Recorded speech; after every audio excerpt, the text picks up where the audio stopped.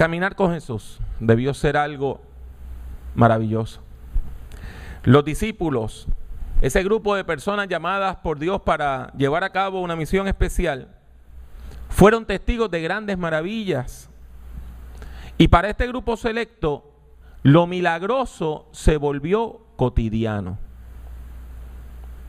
Todos los días veían algo sobrenatural. Y llegó el tiempo que le perdieron la novedad a lo maravilloso.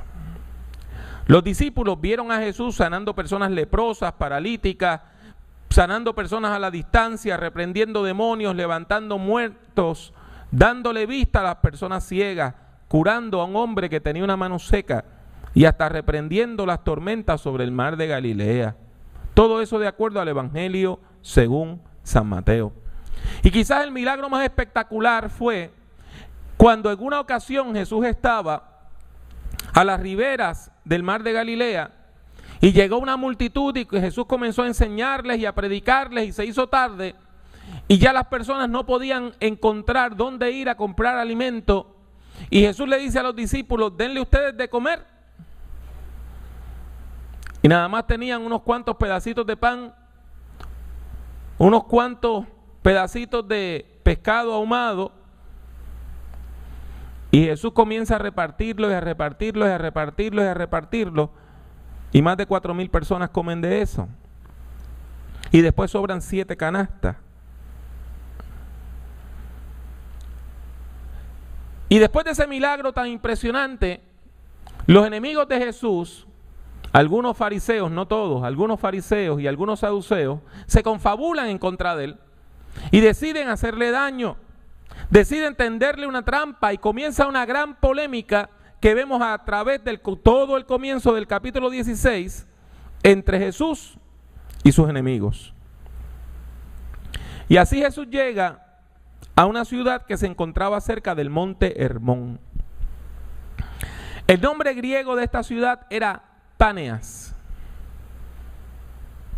Páneas, porque era una ciudad que estaba dedicada a un dios rarísimo que tenían los griegos que se llamaba el dios Pan.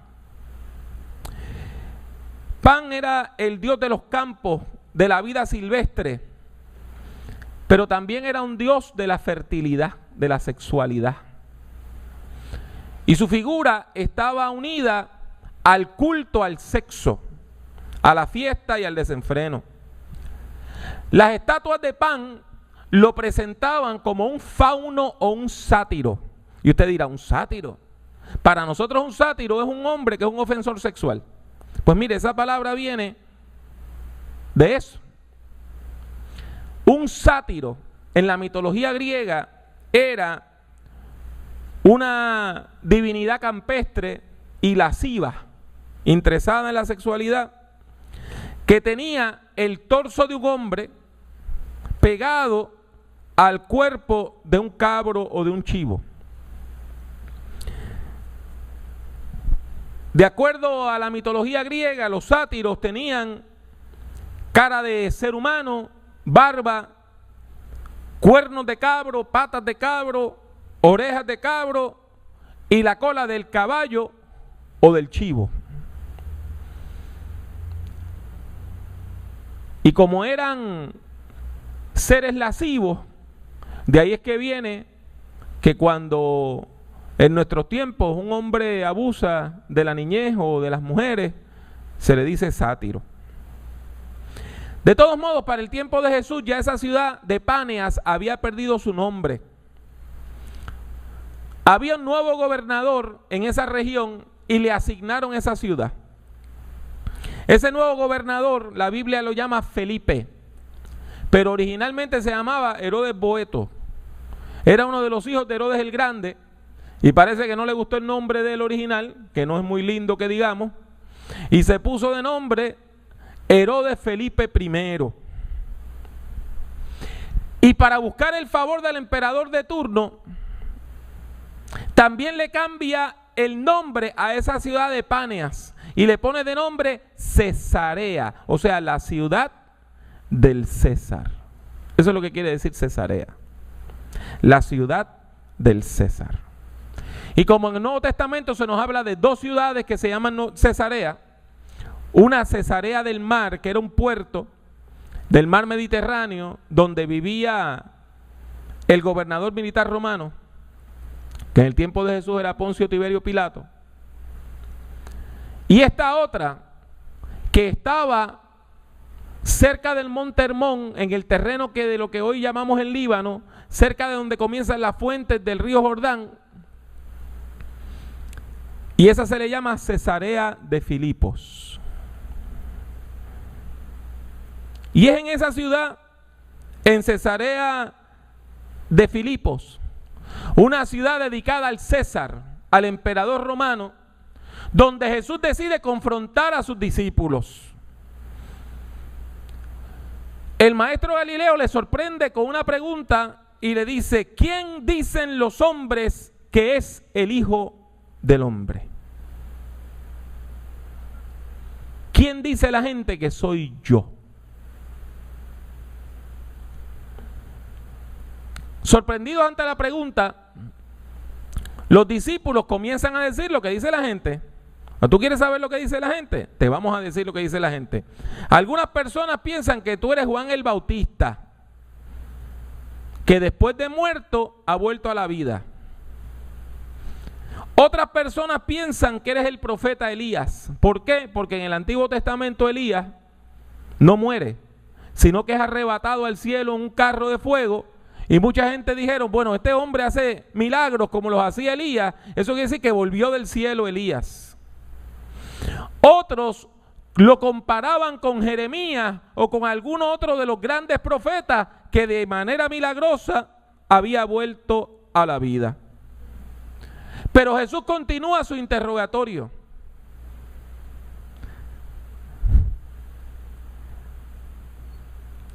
Y esto nos deja claro que la primera pregunta no era más que la embocadura de la segunda.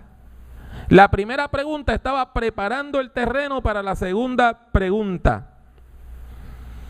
Y Jesús, el Galileo, le dice a sus discípulos: bueno, después de escuchar tantas enseñanzas y ver tantos milagros y caminar conmigo por tanto tiempo, ¿quién ustedes creen que soy yo? Ya no me interesa lo que dice la gente. ¿Qué dicen ustedes sobre mí? Y esta pregunta es la pregunta más importante que hace la Biblia, de Génesis a Apocalipsis y el Nuevo Testamento en especial. Esta pregunta es la pregunta más importante de todos los tiempos. Y es la pregunta más importante para la vida de la iglesia y para todo creyente.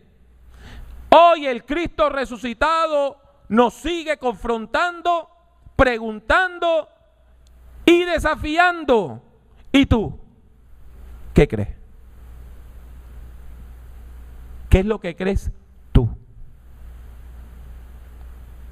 Al igual que los discípulos, ustedes y yo hemos caminado un trecho con Dios. Asistimos a la iglesia regularmente. Algunos de nosotros llevamos más de 30 años asistiendo a la iglesia regularmente. Otros llevan menos tiempo. Pero todos llevamos un tiempo donde estamos relacionados con la vida de la iglesia. Venimos a la iglesia, cantamos himnos, a veces los cantamos de memoria. Tenemos himnos favoritos, cánticos espirituales. Tenemos Biblia. Libros que nos hablan de la fe, como las revistas de Escuela Bíblica Dominical. La mayor parte de nosotros ofrendamos. Y ofrendamos con amor. Nadie nos obliga. Y mire, nos gozamos y nos divertimos en las muchas actividades de la iglesia. Cuando se hace una gira, una fiesta, cuando se hace un asopadito, nos gozamos, hermano. Y todo eso que le acabo de decir es santo, bueno y agradable a Dios. Pero no es suficiente. Les repito, no es suficiente. La iglesia tiene un propósito. La iglesia existe para proclamar el mensaje de Jesucristo. La iglesia existe para invitar al mundo a entrar en una relación íntima con Dios. Y si asistimos a la iglesia, lo hacemos con el propósito de conocer más de Dios, de contemplar la hermosura de la santidad divina y de cultivar una profunda amistad con Dios. Usted viene a la iglesia no para ser amigo del pastor o de la pastora, sino para llegar a ser amigo o amiga de Dios. Jesús es más importante que los cánticos. Jesús es más importante que las revistas de escuela bíblica dominical. Jesús es más importante que el coro, que los almuerzos pro templo y que las vigilias.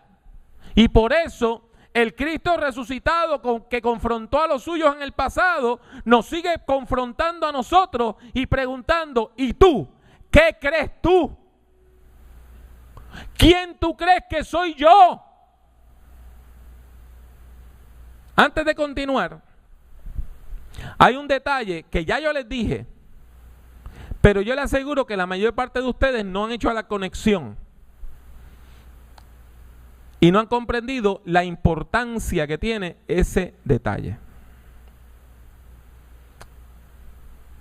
¿Recuerdan dónde le dije que ocurre este evento? No ocurre en Jerusalén, la ciudad de Dios. Ocurre en Cesarea de Filipos, una ciudad que lleva el nombre del emperador romano, dedicada al emperador romano, al César, que en este momento era Augusto, un sobrino de Julio César que él había adoptado. A nosotros se nos olvida que los romanos adoraban al emperador como a un dios, que los romanos tenían imágenes del emperador, que los romanos le rendían culto y hasta construían templos al emperador. El emperador tenía unos títulos bien interesantes. Uno era Pontifex Maximus, sumo pontífice de la religión romana. Otro era Kyrios, Señor. Otro era Hijo de Dios. Y también era visto como el Salvador del mundo. Todos esos eran títulos comunes al emperador romano. Y ahora yo les vuelvo a preguntar, ¿por qué Jesús escoge este escenario para hacer esta pregunta? ¿Por qué no hizo la pregunta en Jerusalén, o en Judea, o en Belén, o en Nazaret? Y yo creo que la respuesta la tiene Mateo 6:24, que dice, ninguno puede servir a dos señores, porque o aborrecerá al uno y amará al otro, o estimará al uno y menospreciará al otro. Jesús toma el contexto de esta ciudad imperial para lanzar un mensaje anti-imperial. Los romanos dicen que el emperador es el Señor.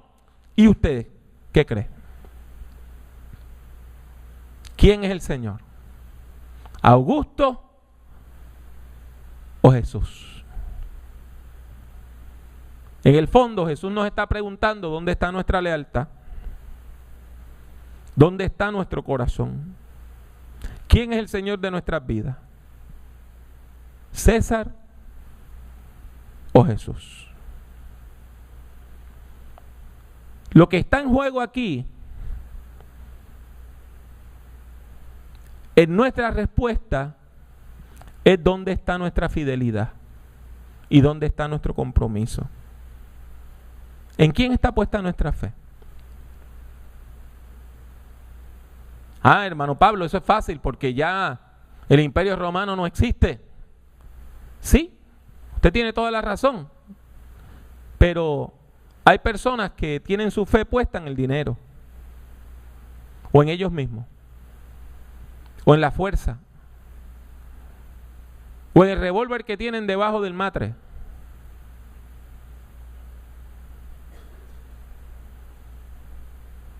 ¿En quién está puesta su fe? Hay líderes cristianos, gente que van a la iglesia, que cuando se enferman y les dicen, usted tiene cáncer, buscan el espiritero, van donde el santero.